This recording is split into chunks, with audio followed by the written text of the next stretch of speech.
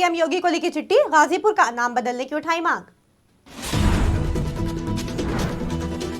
भूकंप प्रभावित तुर्की को मिली भारत की सहायता, रेस्क्यू ऑपरेशन के लिए एनडीआरएफ की टीम हुई रवाना। विकासखंड टुंडला के ग्राम पंचायत में हुआ लाखों का भ्रष्टाचार, क्षेत्र पंचायत सदस्य ने मुख्यमंत्री पोर्टल पर की भ्रष्टाचार की शिकायत। हाथरस में पूर्व प्रधान संजू की हुई हत्या, पुलिस से मुठभेड़ के दौरान आरोपी गिरफ्तार। लखनऊ में 9 से 16 फरवरी तक G20 सम्मेलन का आयोजन, सुरक्षा व्यवस्था को लेकर उठाए गए बड़े कदम। नमस्कार, आप देख रहे हैं आज की खबर। आपके साथ मैं हूं अफीफा मलिक। उत्तर प्रदेश में जिलों के नाम बदलने को लेकर बीते कुछ वक्त से अहम फैसले लिए गए। इलाहाबाद और फिर मुगलसराय जंक्शन का नाम बदलने के बाद अब गाजीपुर का नाम बदलकर विश्वामित्र नगर रखने की मांग उठाई गई है। सुहेल देव भारतीय समाज पार्टी के अध्यक्ष ओम प्रकाश राजभर ने सीएम योगी को पत्र लिखा। इस पत्र में ओम प्रकाश राजभर ने अपनी मांग सामने रखते हुए गाजीपुर जिले का नाम बदलने की बात कही। बेबाक अंदाज में हमेशा अपना पक्ष रखने वाले ओम प्रकाश राजभर ने गाजीपुर जिले का नाम बदलकर विश्वामित्र नगर रख देने की मांग की। गाजीपुर में पौराणिक महत्व के ऋषि विश्वामित्र की भूमिका को आधार मानकर यह दरख्वास्त की गई।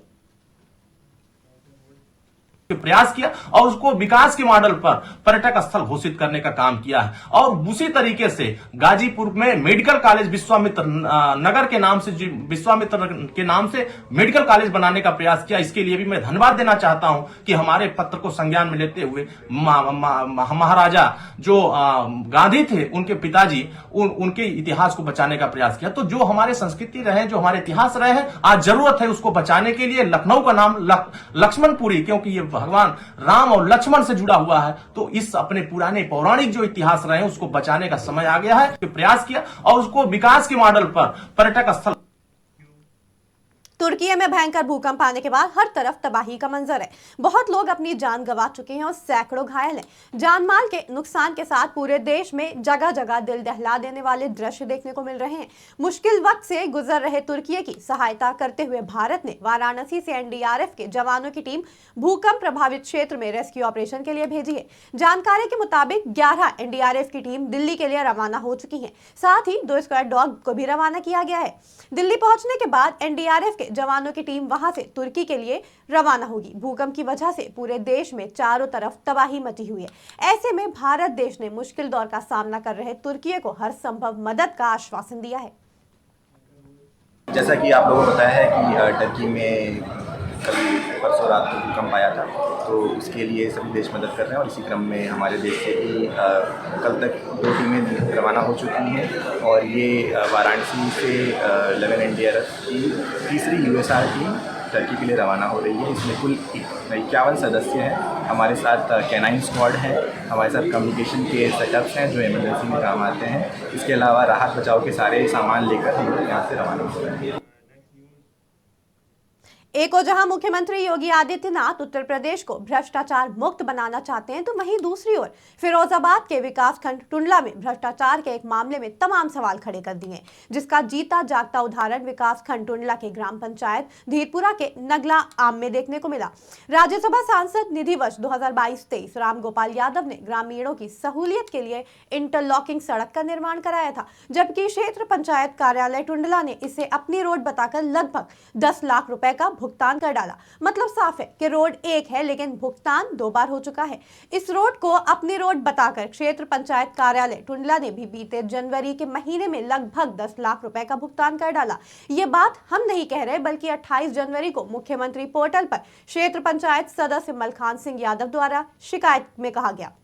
मुख्यमंत्री पोर्टल पर हुई शिकायत के अनुसार राज्यसभा की निधि से बनी इस इंटरलॉकिंग रोड पर राज्यसभा सांसद रामगोपाल यादव की पटिया के ऊपर ही क्षेत्र पंचायत कार्यालय के नुमाइंदों ने अपनी पटिया लगाकर बाकायदा नापतौल पुस्तिका तैयार कर लगभग 10 लाख रुपए का भुगतान ठेकेदार को कर दिया।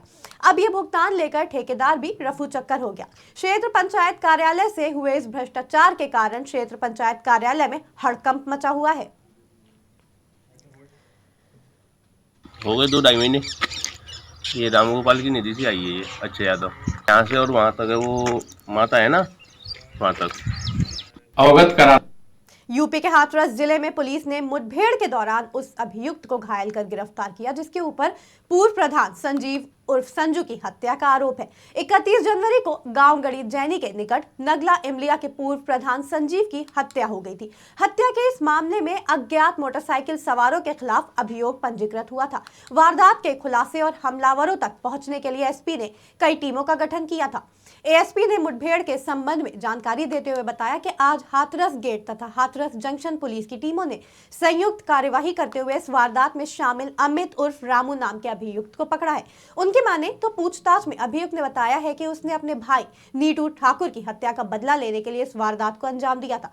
पुलिस ने उसके पास से असलहे तथा कारतूस बरामद किए। फिलहाल पुलिस ने घायल बदमाश को इलाज के लिए जिला अस्पताल में भर्ती कराया है। वहीं पुलिस के आला अफसरों की अस्पताल में पूछताछ जारी है।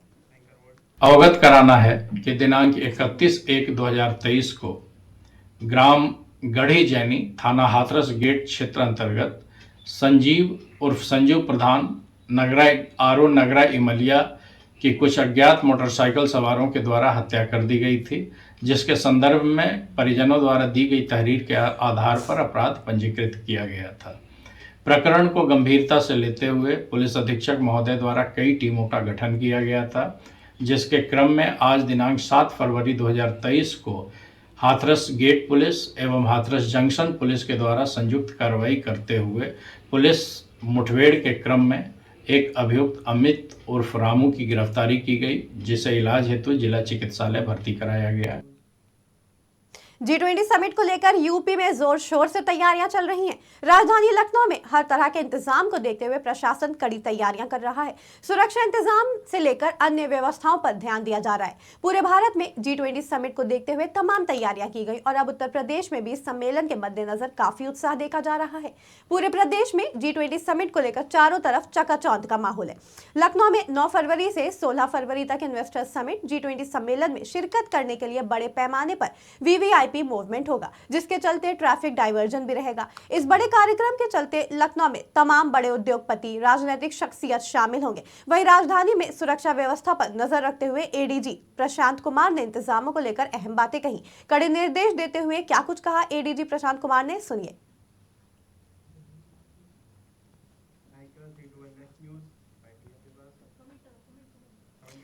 एडीजी प्रशांत कुमार ने इंतजामों को लेकर अहम बातें करी। कड़े निर्देश देते हुए ADG law and order Prashant Kumar ने खास बातें कही। G20 समिट को लेकर यूपी में जोर शोर से तैयारियां चल रही हैं। राजधानी लखनऊ में हर तरह के इंतजाम को देखते हुए प्रशासन कड़ी तैयारियां कर रहा है। सुरक्षा इंतजाम से लेकर अन्य व्यवस्थाओं पर दिया जा रहा है ध्यान। हरदोई के हरपालपुर थाना इलाके में दबंगों ने हेड कांस्टेबल और कांस्टेबल को लाठी डंडों से जमकर पीट दिया। हेड कांस्टेबल की तहरीर पर पुलिस ने दोनों के विरुद्ध मुकदमा पंजीकृत कर लिया है। पुलिस ने दोनों को तमंचे के साथ गिरफ्तार कर जेल भेज दिया।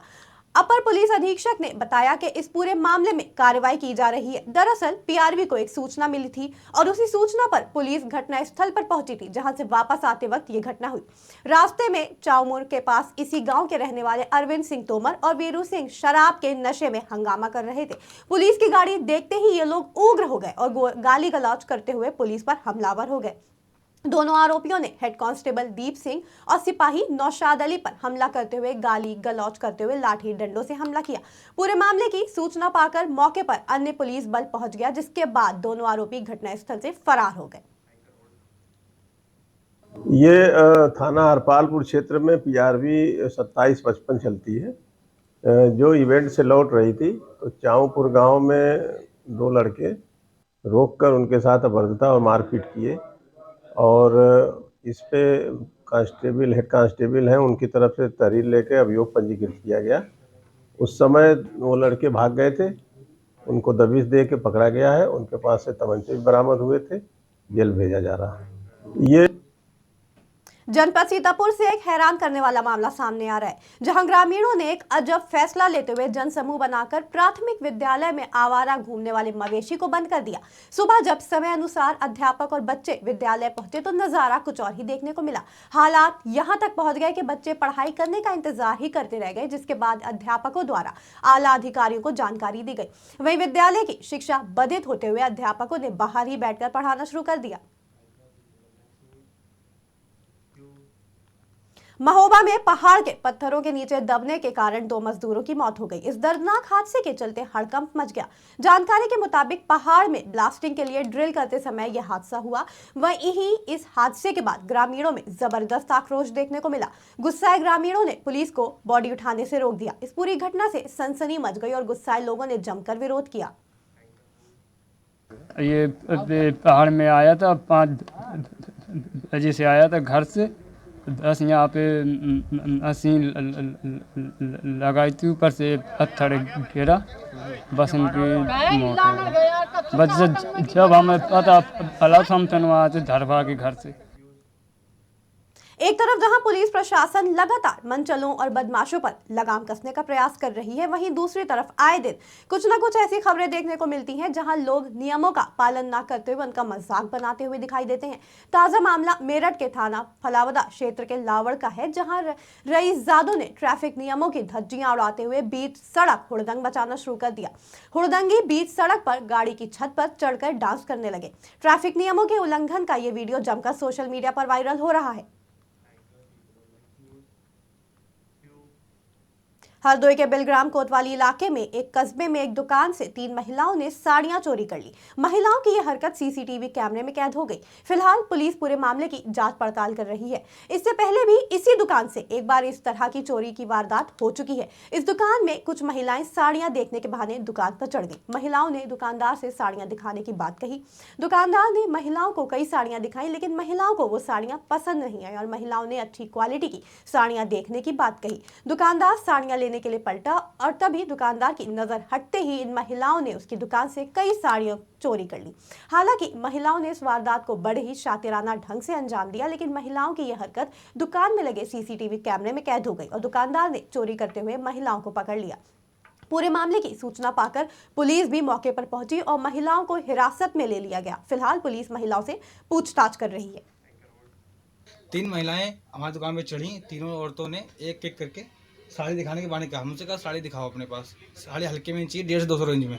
तो मैंने साड़ी दिखाई उनको, एक एक करके हमको गुमराह करती गई। बोले अंदर से साड़ी दूसरी ले आओ, तो एक एक साड़ी एक एक औरतें उठाए साड़ी अपने बगल में दाब के चादर ओढ़ लें। फिर उनको भेज दे अस्तर के बहाने के अस्तर चाहिए, अस्तर लेने गए, फिर उन्होंने साड़ी उठाई फिर बगल में दाब ली। ऐसे करते करते तीनों औरतों ने चोरी की वारदात करी। उसके बाद मुझे संदेह हुआ कि लगता साड़ी कोठे देखे खाली मिले हमको। फिर मैंने कहा कि साड़ी गायब है, तब तक हम बाहर गए कि तीनों औरतें फरार हो गई। फिर हमने सीसीटीवी कैमरे में चेक करा कि हाँ वाकई वास्तविक भी 3 औरतों ने साड़ी चोरी करी। ये थाना बिलग्राम का मामला है। एक सीसीटीवी फुटेज आया है जिसमें कुछ महिलाएं किसी साड़ी की दुकान से चोरी करती हुई दिखाई दे रही हैं। पुलिस का संज्ञान मामला आया है और शीघ्र ही जो भी तहरीर मिलेगी उसके आधार पर आवश्यक विधिक कार्रवाई की जाएगी। तो ये थी इस वक्त की बड़ी खबरें। जुड़े रहें आज की खबर के साथ ताजा तरीन खबरों के लिए।